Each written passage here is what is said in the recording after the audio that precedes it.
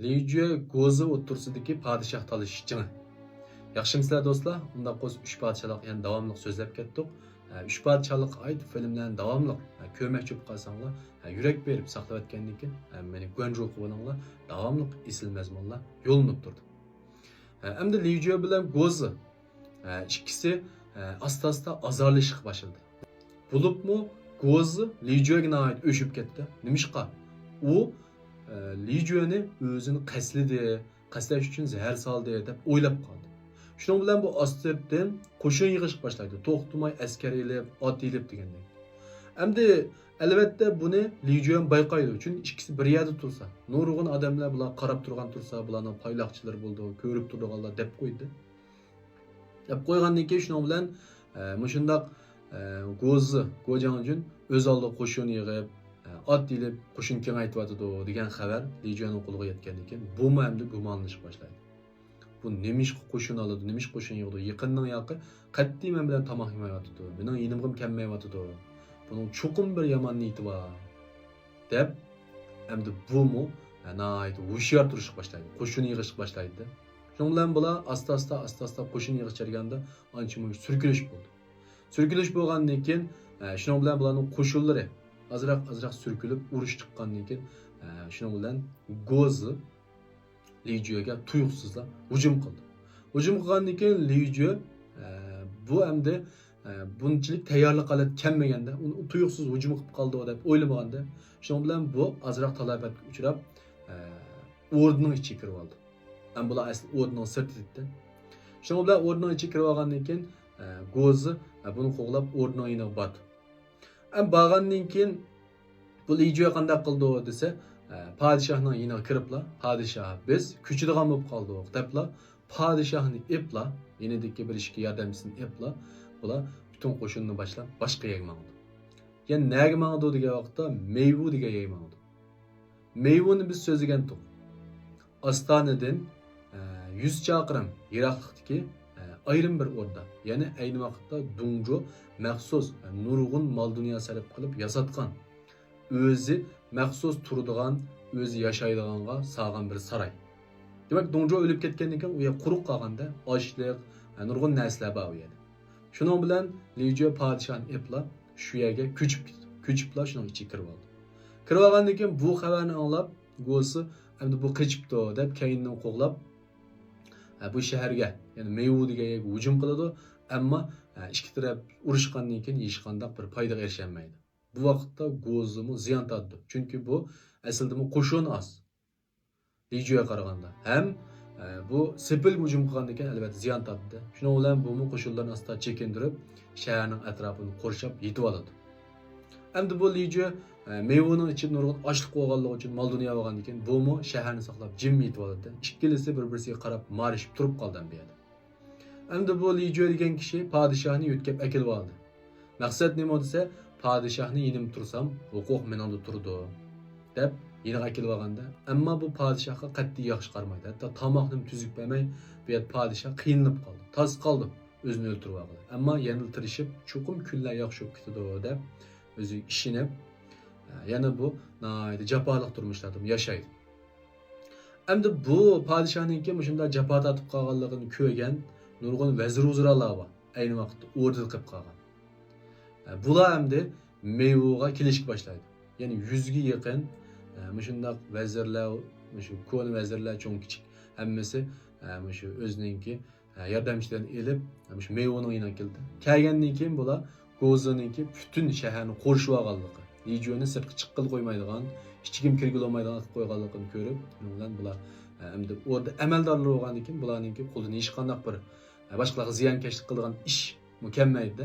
Ular o'zlari hech qanday qurol yaroqsizlar Gozi'ning yoniga kirib, endi bu ahvolni tushuntirdi. Ikkinlar yarashib qolgan bo'lsanglar, urushmagan bo'lsanglar, podshoh bak alam tortib ketdi. Hech bo'lmasa podshohni bo'lsin, qo'yib bergan bo'lsa degandan keyin Gozi shuninglar mening uning bilan cho'ng aloqam yo'q. Qo'yib bers mayli, men qo'yib bers mayli daverma. Mening dushmanim Lijue. Ikkimiz tutishsaqli bo'ldi. Sizlar berib Lijue'ga nasihat qilib qo'yinglar. Podshohni qo'yib bersin. shaharni tashlab chiqsin, biz tutishib baqilay degandan keyin bu vazir uzralar bir odamni vakil qilib uni yinoq bag'izdi. Shahardan kirib Lijo bilan ko'rishib u gaplarni degandan keyin buningga u qat'iy qo'shaqmaydi. Chunki bu biramdan shaharni saqlab yetibdi. Yana da podshoh bor. Podshohni qo'yib etsa, albatta buning ziyonliqda. Chunki podshohni deb nurg'un vazir uzralar buni yinoq keldi. Fuqarolarmi podshohni deb buning gapini anglish mumkin. Bu yana huquq tushirib, yorliq tushirib nurg'un ishlarni qila oladi. Demak, bu podshohni berishni qat'iy xohlamaydi, rad qo'ydi. Andan keyin bu vazir uzralar u yana o'ylab, bu yana o'ylab bir amal topsaq bo'ldi. Bir iqtidorli kishini topib, bu ishni hal qilsak bo'ldi deb oxiri o'ylab bir kishini topdi. O kishi kim o degan vaqtda Jashu. Jashu degan ismni biz Lijo Go'sini yangi so'zlagan vaqtda tushuntirgandik. Bu hamda nihoyatda dangliq mushavir. Bu mushavir hayotining oxirigacha cho'ng to'k bilan ko'rsatdi. Ajoyib chiqishlar qildi. 3 podshohlikda hamda mushavirlar rad etilsak, bu mushavir 5 ning ichiga kiradigan mushavir desak bo'ldi. Hamda bular hammasi maslahatlashib, o'sha Jashuni izlamoqchi bo'ldi. Jashuni o'g'irliqchi izlab tepib, bu hamda shu vaqtda shu Lijo'ninki yeni detdi. Chunki bu Go'zi bilan Lijo ikkilisiga amal ko'rsatgan mushavirda hamda buni Lijo ib kitdi. Lekin hamda bu ikkilisiga yamanchi bo'lishni xohlamay, o'zining ishini qilib, kunlarni yaxshi elib degandek turib qolgan kishi. Shundan bilan buni izlab, ahvolni tushuntirib, podshohni bir amal qilib ib chiqib olsa bo'ldi. Bak japa tatib ketyapti. Biz Lijo Go'silarga ziyon yetkazmasak mayli, lekin podshohni qutqizib olsak bo'ladi degandan keyin hamda Jashu bu yerda amal o'ylashga boshlaydi. Bu yan o'ylab, bu yan o'ylab, unda qo'yib qolsa, biz bular ikkisiga nasihat qilib, bu ishni hal qilolmaymiz. Biz sirtning kuchiga tayinaylik. Sirtning kuchiga tayinib bu ishni hal qilaylik deb Jashu shu Jangji deydigan bir kishini taklif qiladi. Endi bu Jangji degan kim o degan vaqtda Jangshu deydigan sanog'unninki ukisi. Jangshuni 3 podshohlikni ko'rgan do'stlar balkim o'sha kinodan uchratgan bo'lishlari mumkin. Ko'n 3 podshohlik chiqadi. Bu nihoyatda kuchli sanog'un, qo'shini bor nurg'un. O'sha inisida. Bu Jangjining kimi qo'lida qo'shin bor. Bu Jangjini taklif qilib akilib kelgandan keyin bu Jangjiga nima deydi desa, sen Go'zi bilan Lijoga aytqin. Bular ikkisi ya podshohni qo'yib etsin, ya bo'lmasa podshohni yaxshi kutib olsin. Bo'lmasa agar gapini anglamasa, kim gapini anglamasa, sen qarshi tarafga qo'shilib, shuningga urush e'lon qilganligini aytqin. Ashunda desang, mening deganim bo'yicha bular cho'qim sening gaping qo'shildi degandan keyin bu Jangji degan sanog'immi Jashuning gapini anglab shunday bir gapni deydi bular ikkisi. Degandan keyin hamda bu gapni anglab Lijo misal qo'rqib qoldi. Chunki bu Jangji degan kishi Go'zi bilan birlashib agar o'ziga hujum qilib qolsa, balkim haqiqatan o'zini tarmar qilib o'tishi mumkin. Chunki bu Jangshu degan kishilar ajoyib kuchli sanog'ullar. Jangi mayirda qo'l ostida nurg'un qo'shini bor bularniki, o'ziniki bisib yotgan yerlari bor. Shuning bilan amalsiz bular ikkisi Süleyi tüzüp podshohni qo'yib o'tadigan, vazirlarga berib o'tadigan, undan keyin ikkisi yarışib qolgan bo'lib, bu ish oxirlashdi.